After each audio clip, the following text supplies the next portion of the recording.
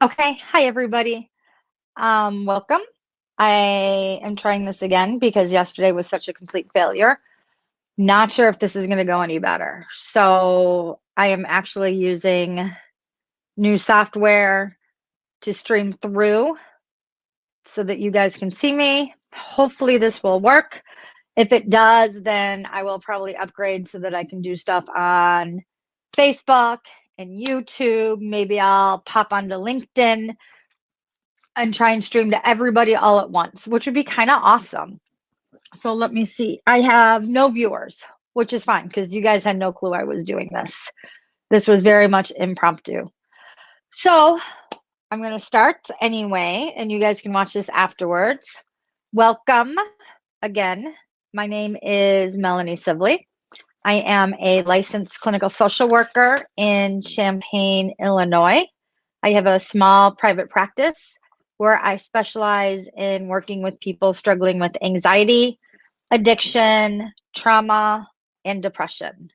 I am EMDR trained, and although it's a little slow now that we're sheltering in place, I am pursuing my certification in EMDR.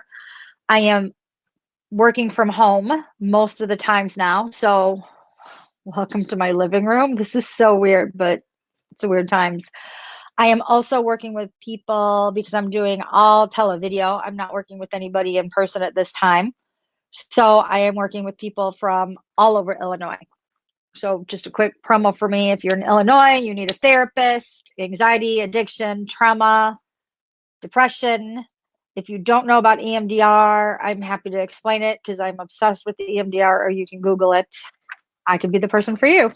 So let's start with what I always like to start with is some 4-7-8 breathing.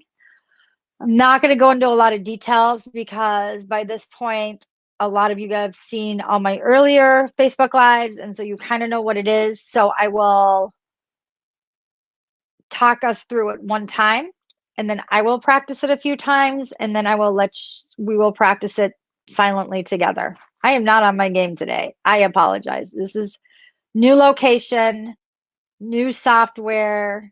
I feel like that light is brighter than usual. Oh, new earphones. They're quite snazzy. I kind of am in love with them. Okay, so we're gonna do 4-7-8 breathing. So from the belly and picture the numbers. Go ahead and breathe in 2, 3, 4. Hold 6, 7. Out on a really slow 8. So let's do that a couple times. Eyes open or closed if you want. Remember from the belly and do your best to visualize it. So,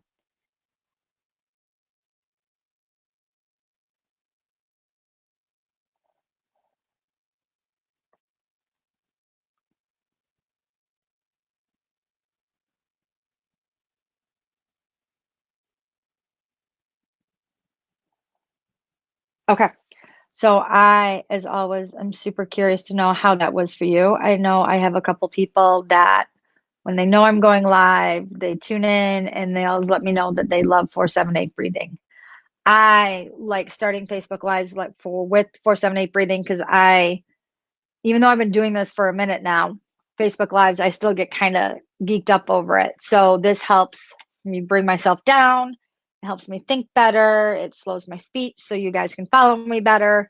Just in general, I feel like I do much better and I'm much more comfortable after doing some breathing.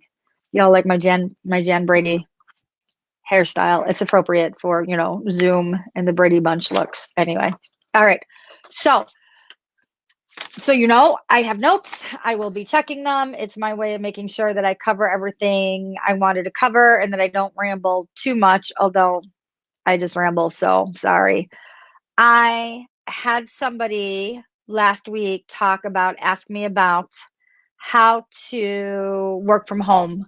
Or actually, she's a student. So she was like, all right, so what's up? I have to be at home and still go to school online, and it's really, really hard. How can I do better with that?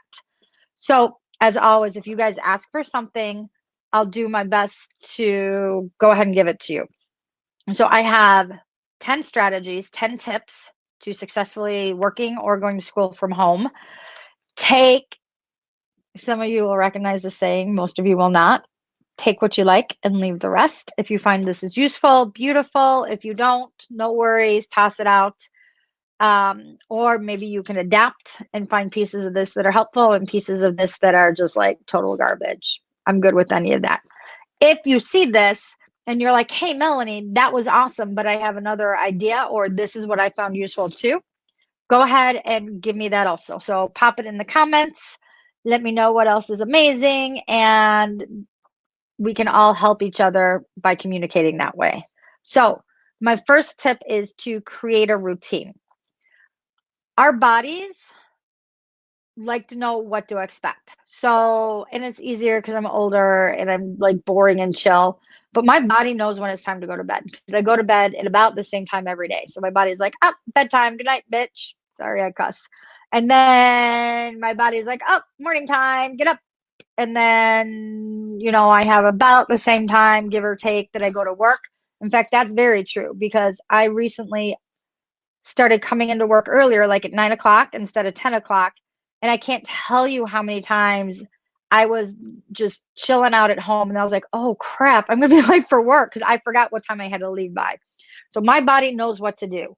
And if you can get this consistent routine going, then your body will know and your mind will know back here subconsciously to be like, oh, it's time to do schoolwork. Oh, it's time to log on and go to work, or whatever it is.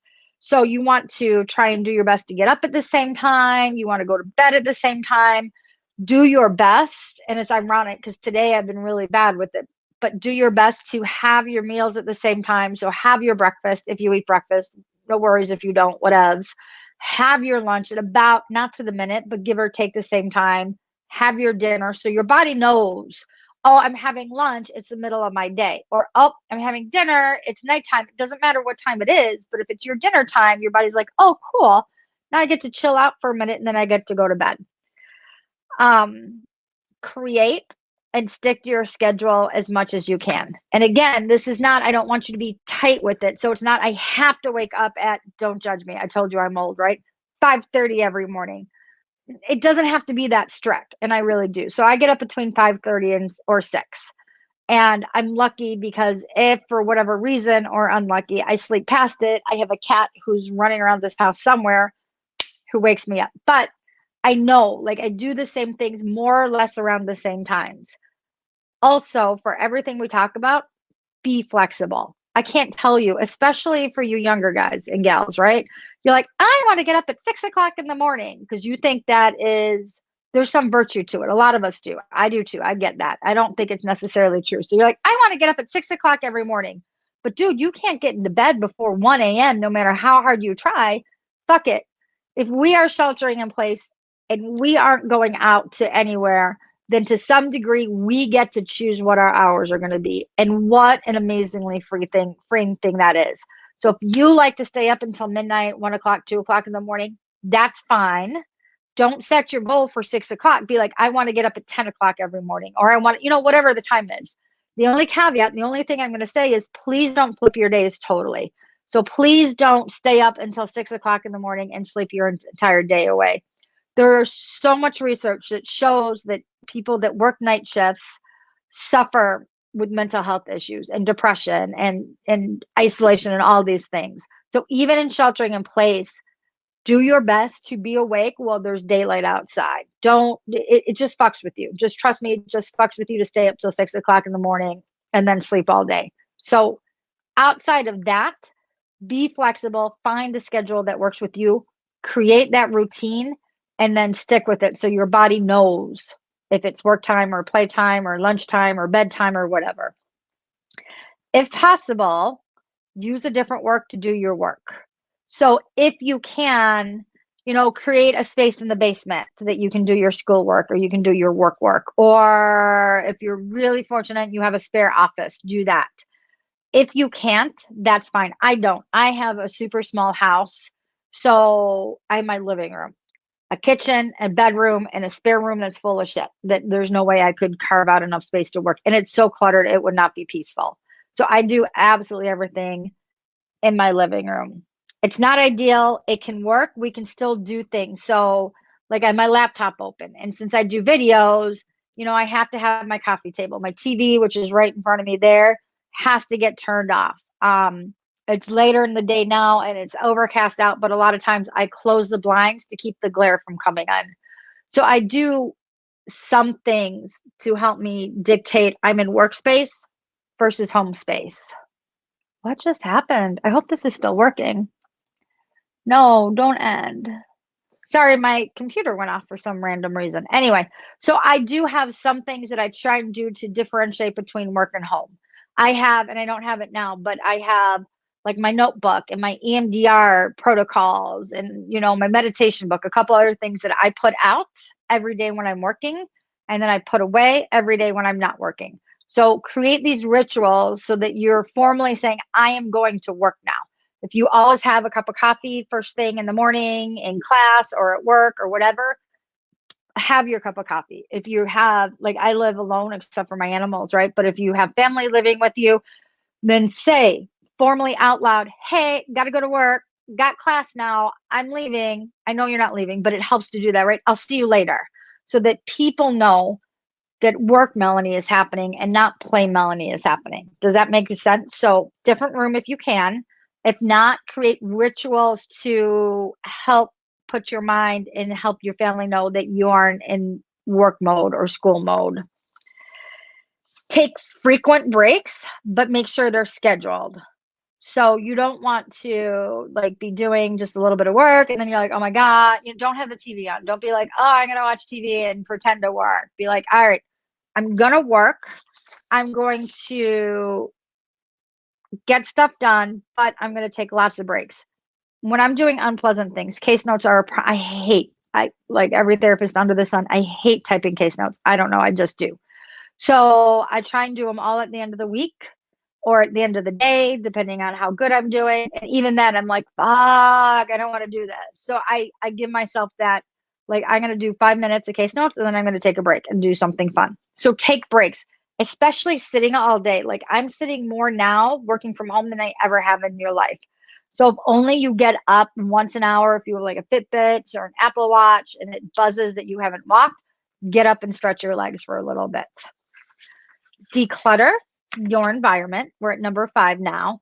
So, and I'm just doing everything wrong today, but I kind of morphed into this by accident. I was playing around with this new thing. I was like, oh, let's try it out. Close out the tab so that you only have your work. So close out email, close out, for the love of God, close out Facebook. If I don't know why you would have Insta on your laptop, but if you do, close it out. You need to turn your phone on silent or airplane. Disable notifications on your laptop so that if you have Facebook, I don't know, I don't have notifications other than like text, and I really need to disable that on my laptop, and I haven't taken the time. But take those things out so they don't distract you, so that you're not, I'm doing, oh, look, I want to come over here and play with this thing, and then all of a sudden you're not working. Turn the TV off. Turn the TV off. Turn the TV off and close your tabs out. All right.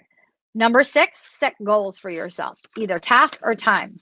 And again, if I'm trudging, if I'm doing shit that I hate doing and I just, I don't even want to start, then I break it down. So here's an example. I'm going to tell myself, back when I was working on my master's degree, I hate reading textbooks. I suck at reading textbooks.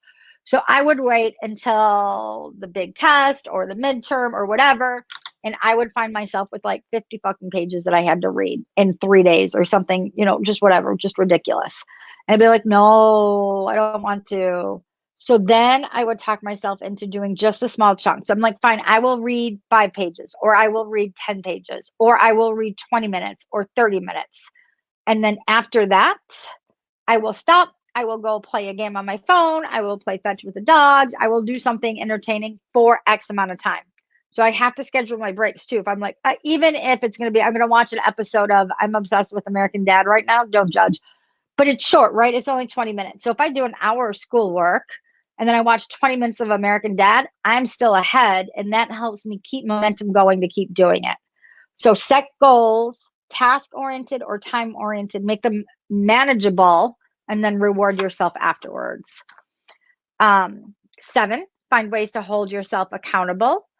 There's a million ways. You could do, like, the bullet journal is really hot. You could do a bullet journal. You could text your BFF and say, hey, I'm going to do this.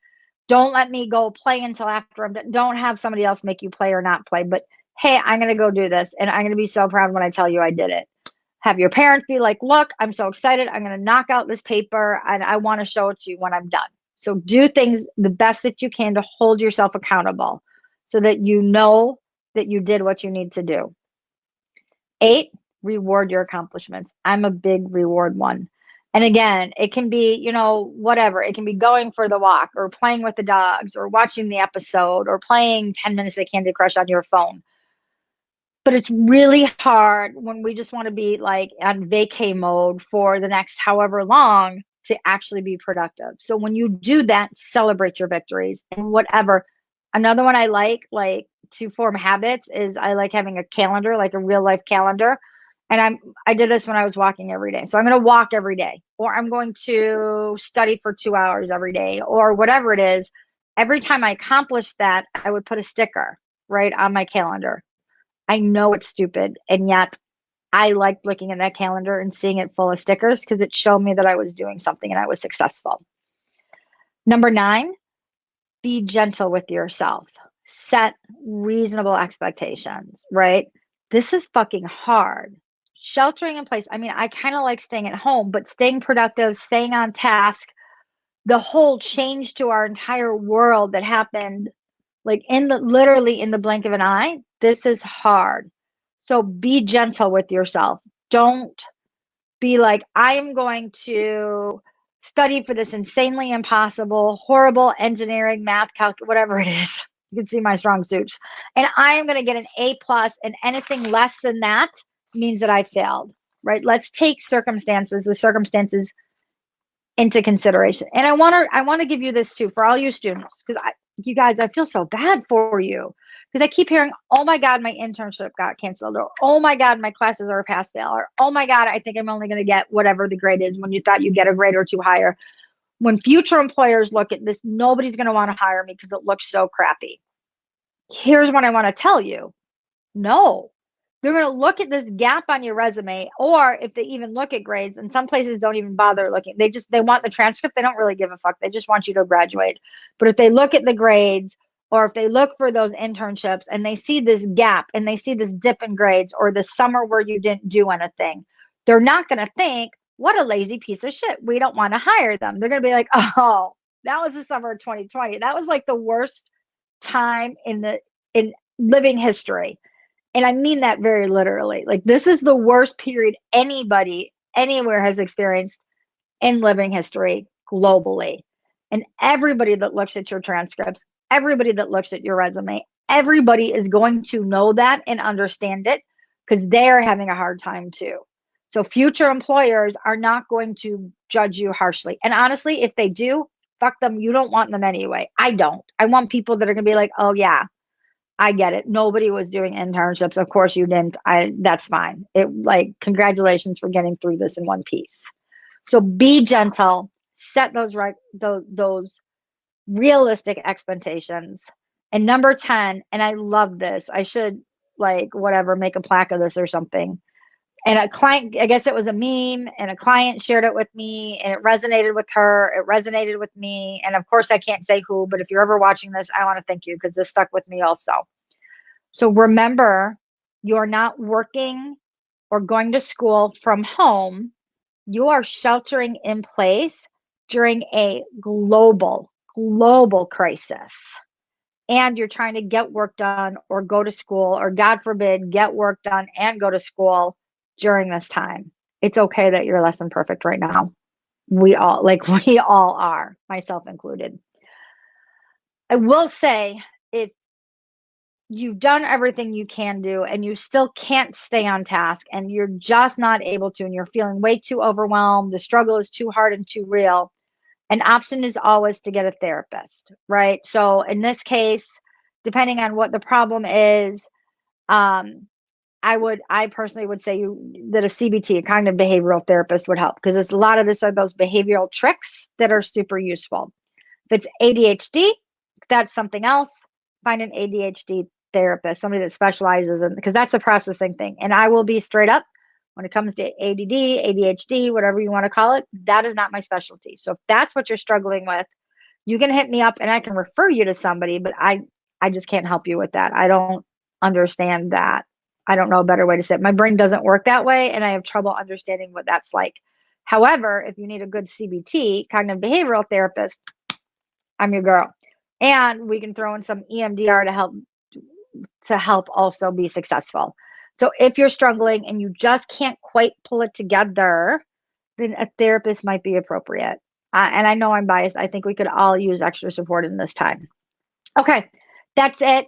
Fingers crossed this is working. First time using this, whatever it is.